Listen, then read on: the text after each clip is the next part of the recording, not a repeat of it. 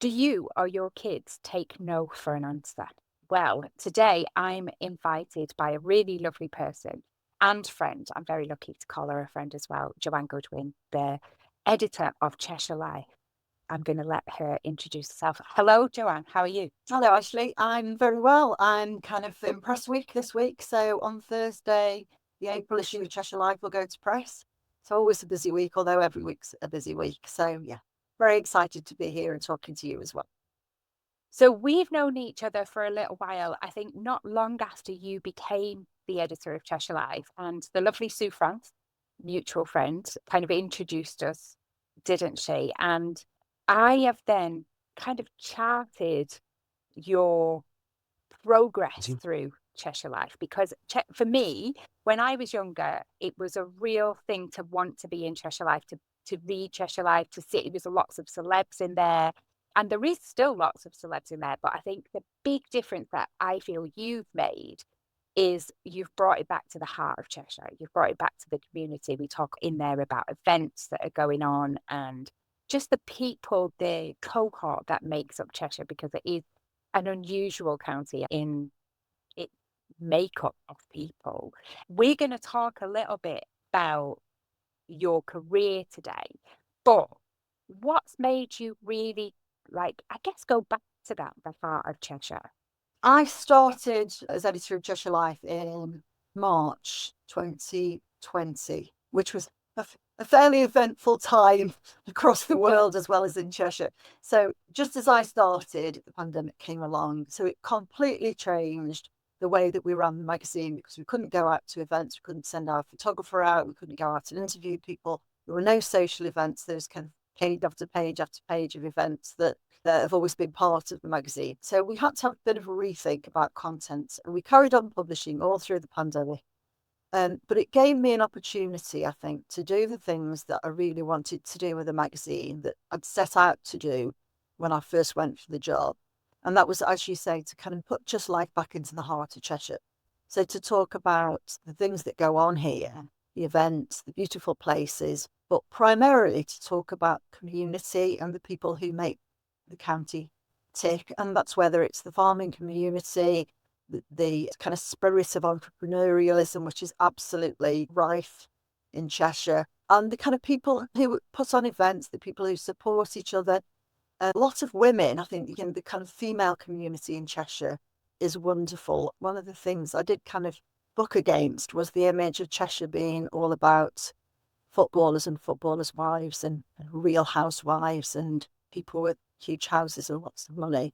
Because that is part of the community. And, we will always have gorgeous houses in Cheshire Life and celebrities, etc. But I don't think that's what the county's about. It may be what people on the outside looking in think Cheshire is about, but that's not the reality of it. We are an agricultural county. We're a county of high tech, a county that kind of leads the way in all sorts of things, and wonderful events, gorgeous places to visit. And that's what we try and do every month in Cheshire Life, to reflect that diversity, but the positive things about the county. Yeah, and I think that's really evident. And I think for me, one of the big things is how you've kind of charted your career. Now, I've been friends with you for a number of years now, but actually, I went to, I think it was a literary evening, a Northwich Well, Lit not Fest exactly. that you did last year. Yeah, last year. And I sat there with a bunch of your friends, as well as, people that we didn't know. And you were getting interviewed and you were having this conversation around your career. And I sat there like jaw open. We've had drinks together, we've chatted together, we've had lunch together.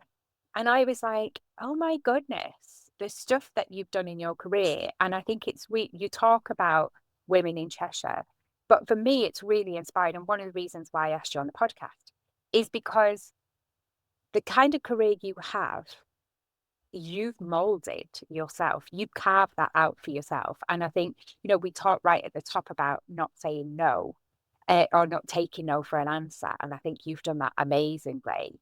And how inspiring for young girls. Will you tell us a little bit about that, please? I think I started wanting to be a journalist when I was about 11 or 12. I started reading really early. I was an absolute kind of avid reader from the age of 5 or 6.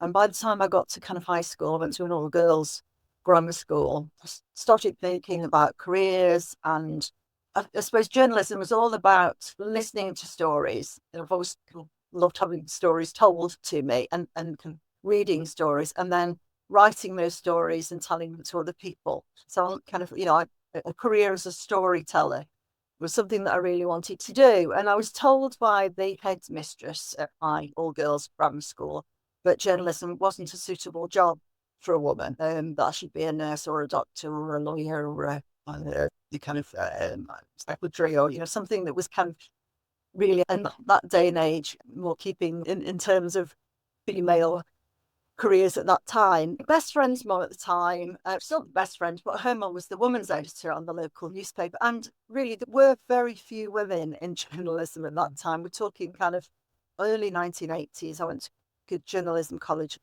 but I was kind of absolutely determined that I would try and have a career in journalism. And it was that kind of not taking no for an answer thing, really. So I went to journalism college, started working on a weekly newspaper, and then eventually got a job on my hometown evening paper.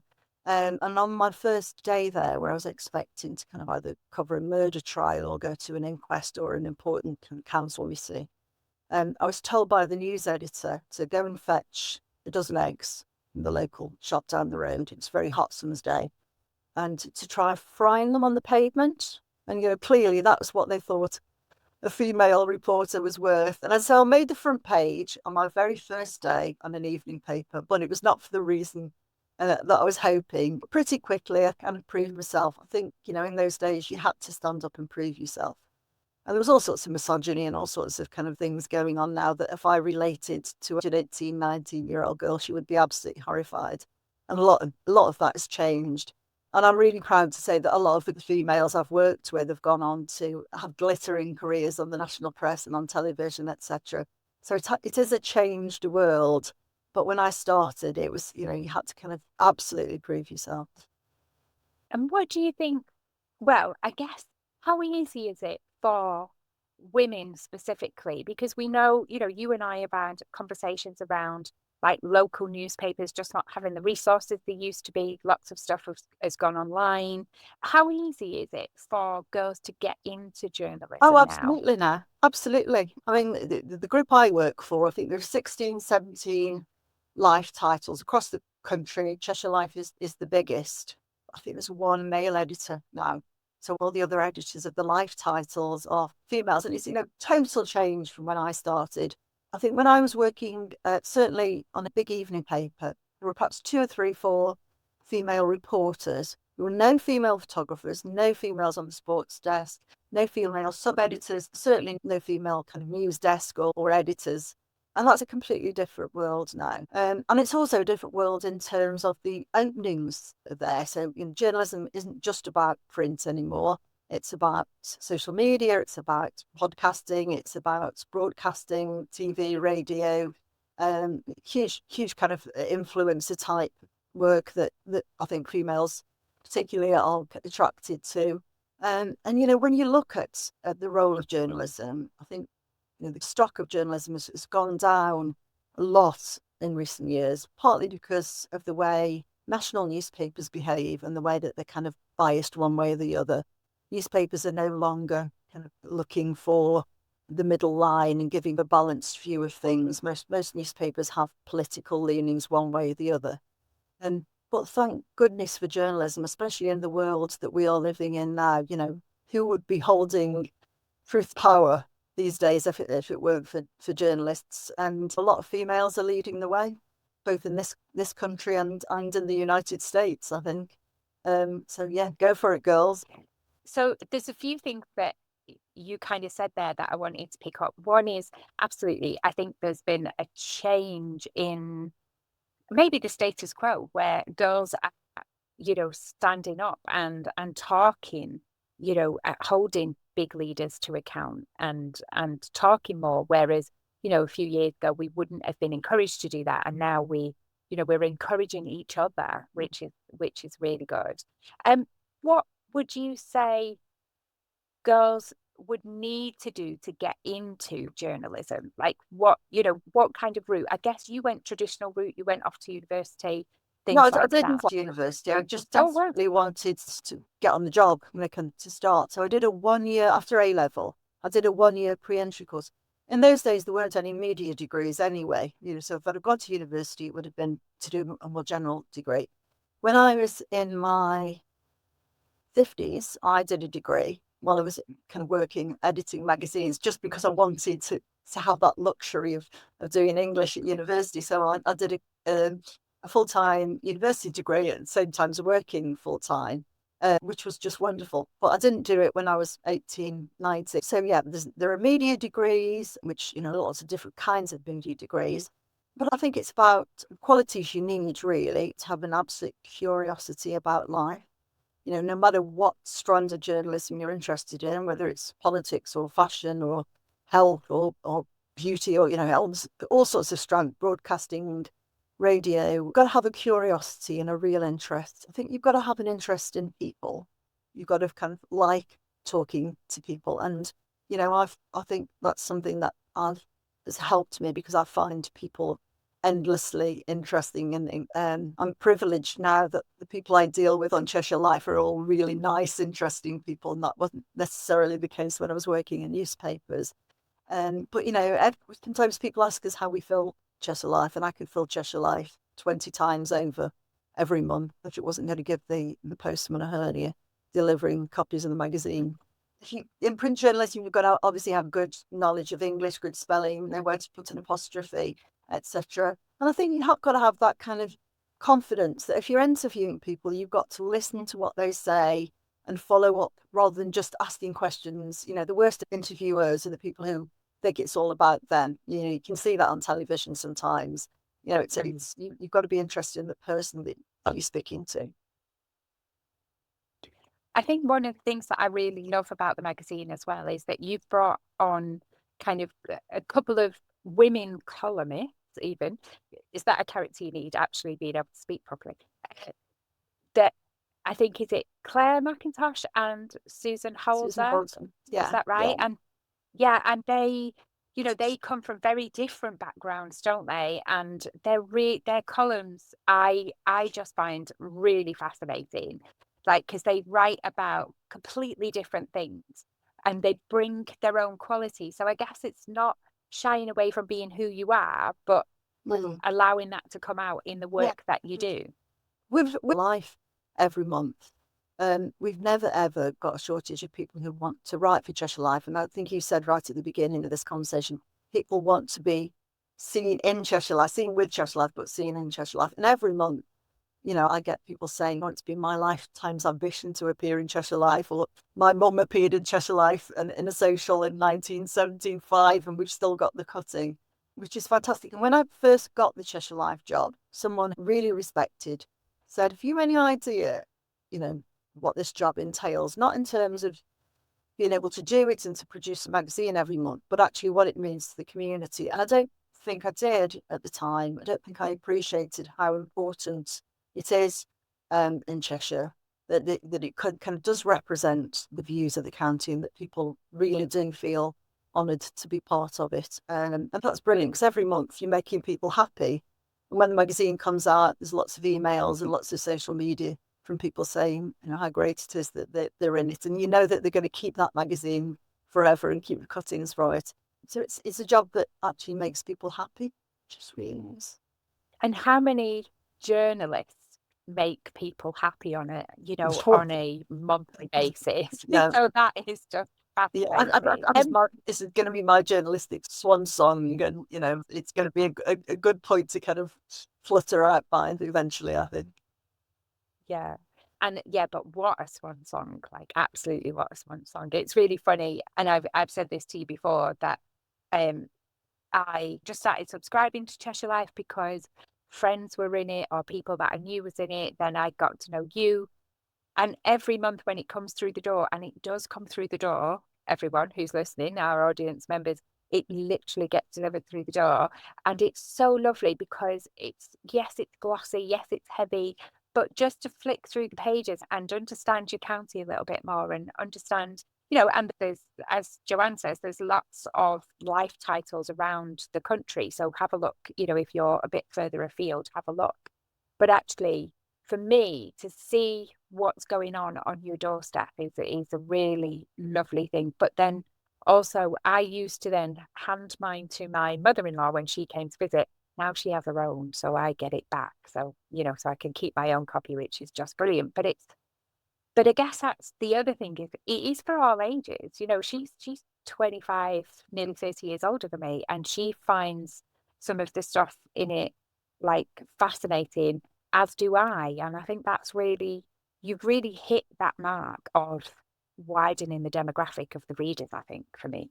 I think that's an interesting point, because print, the way that print has gone in the past 15, 20 years because of digital, newspaper circulations have dropped dramatically because people consume their news in different ways.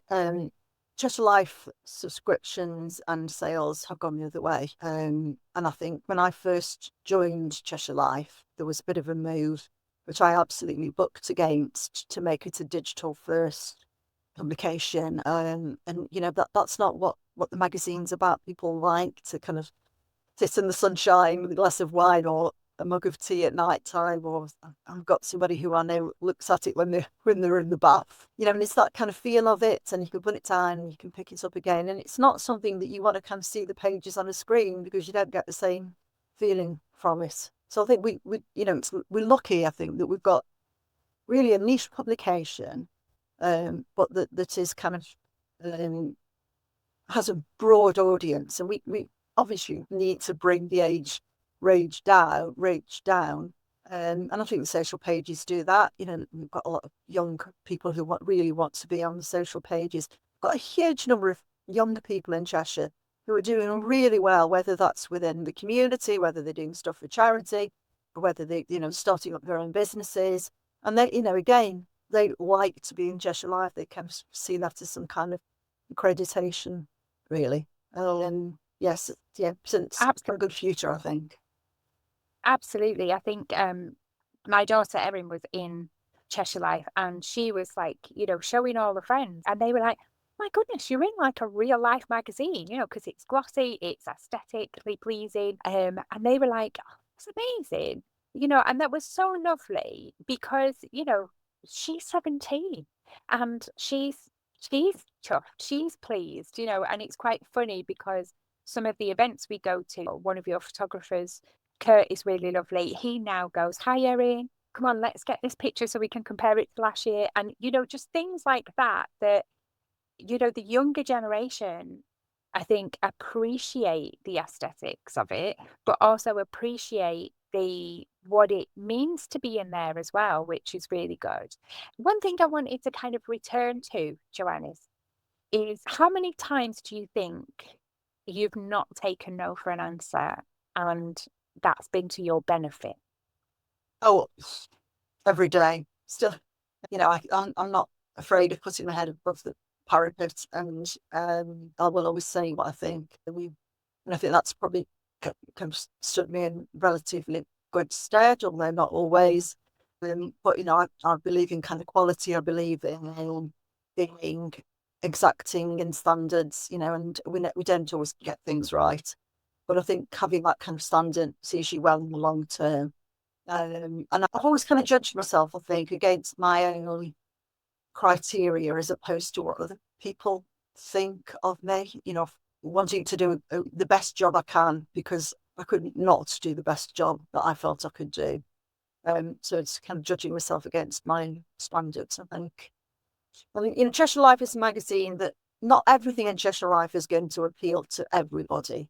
It's a kind of strange magazine to put together because the common denominator in that magazine is Cheshire. It's people have got an interest in the county, but I mean that could be Erin at 17, it could be you, it could be your mum, it could be, a guy who's driving a tractor in the field, it could be the high sheriff, it could, all sorts of different people. So not everybody is going to be interested in every single thing in that magazine. So you kind of almost got to be a bit of something to every man and every woman. And when we're putting it together, And that's the kind of criteria that you've got kind of set things and maybe throw in little surprises. And, the hope is that people who pick it up and read it will find lots of things that they'll kind of stop and read, may flick through a few things. It's very important to me when I'm putting the magazine together and deciding what's going to go into it, that it's things that they may not actually interest me, but it's things that I believe our readership will find it. So I don't kind of compile the magazine for myself, even though I'm probably the right demographic for a reader, but I compile it because of, what I think. I read our market. I try and read the market and think what the people of Cheshire, who are Cheshire Life potential readers, will be interested in. Yeah, and I think I know that you take feedback very seriously. We've had conversations where people have either phoned up yourself or written in and give you feedback on the magazine, and you really take that on board and welcome that Yeah, as well, don't absolutely. you? Absolutely. Whether it's normally constructive criticism. We very rarely get, because the kind of publication we are, we're not in the business of kind of doing things that are controversial or doing people over. I've told this story many times before, but a couple of years ago, Susan Holder, who was one of our regular columnists and who was married to a guy called Noddy Holder, who is a kind of superstar rock band singer songwriter. Institution, There's British a national institution. treasure, national treasure. So Susan writes a regular column for us and quite often writes about her family life, but she is kind of an absolute career woman in her own right. She's a journalist, she's an author, she appears on television a lot, she's a broadcaster, a dramatist. And she dropped her column into my email on Sunday afternoon, and I just picked it up and started looking through it. And just kind of my blood run cold for a second, because the intro to this story was something like, I was really proud to see my husband, Noddy Holder, on stage again for the first time in many years recently, because a few years ago was diagnosed with terminal esophageal cancer and given a very short time to live. And I thought, hold on a minute, apart from the fact that I kind of got to know Susan a little bit, I had no idea that was the case. And I thought, well, I'm sure this story hasn't been out anyway. I keep up with the news. And if that had been in the public arena, I would have known. So I phoned her up and said, is this a breaking news story? Is Cheshire Life breaking a story here? And she said, yes, we wanted Cheshire Life to tell the story because we knew you would handle it sensitively. So we broke the story in Cheshire Life. And to his absolute credit, Noddy then gave an interview to the Big Issue, which was just brilliant thing to do. Every newspaper, every television station picked it up. Some handled it well, some handled it in the way that you would expect them to. Noddy Holder dying of terminal cancer when actually he'd been kind of given the okay. So there's a bit of clickbait stuff on there. But I think that's a source of pride as well, that we are trusted. We're trusted by people, that people are not going to know that we're not going to exploit them in any way. We're not doing stories just for clickbait. So it's something that kind of Absolutely. something again that has been part of my raison d'etre as a journalist, I think, throughout my career. And I think that's where I kind of want to finish this podcast on, really, because it is, for me, everything about you is integrity, it is exacting standards, and it is, the love of your job shines through every month when that magazine drops through the door, without a doubt. So I guess what I would ask you as a last question is, what would you say to women, but young women particularly out there, who may be trying to carve a career that's not always easy, whether that be in journalism or something else? What kind of advice would you give them? You've got to work hard. You've got to really want to do it. There's no point kind of pursuing something that you're kind of perhaps not sure about. I was lucky enough, and I know that this isn't the case with everyone, and people can change careers 20 times now. When I was leaving school, kind of, it was almost you decided on a career and you stuck with that for the rest of your life, and that's definitely not the case now. if you really want something, stick with it and don't take no for an answer. There's kind of examples of that. I think most people who succeed in life have to be resilient. You have, a word that you know very well, Ashley. You have to show resilience. I feel as if I have been resilient, and I still am resilient every day in my job. It's a long hours, but there's so much pleasure in it, and it's paid me back in spades, really. So I've got a lot to be thankful for. Joanne Goodwin, editor of Cheshire Life and friend of the podcast. Thank you very much for joining us today. I really appreciate it. And I appreciate your time because I know you've got to get the mag to bed this week. So I really appreciate your time. But more than that, I just want to say thank you for encouraging young women in your advice, in being a role model for what you do. And, saying it how it is, because it does take hard work to get where you are, but you've got a job that has been like a dream job for you and Yes. you do it really, really well. So thank you very much for joining us today. Thank you.